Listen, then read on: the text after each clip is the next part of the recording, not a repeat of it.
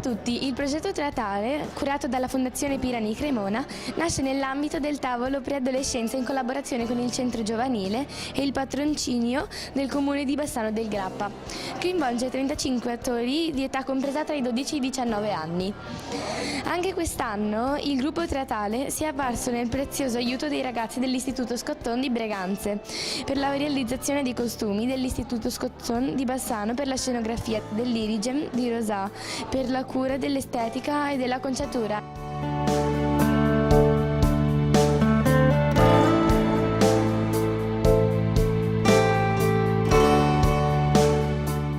E del Liceo Artistico di Nove per la realizzazione di un dipinto per la scena. Una casettina in periferia, una mogliettina giovane, carina, tale quale come te. Gli spettacoli dal titolo Il cane di Viola e Dammi una rosa, Mein Führer, diretti da Valeria Parolin, hanno registrato un notevole afflusso di pubblico nelle due rappresentazioni di martedì 7 maggio, al mattino con le scuole e alla sera aperto a tutta la cittadinanza. Ci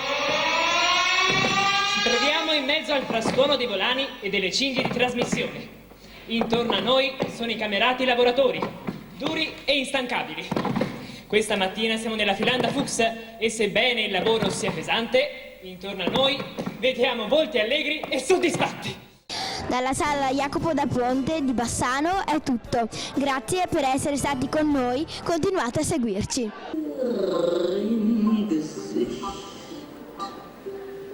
Und mit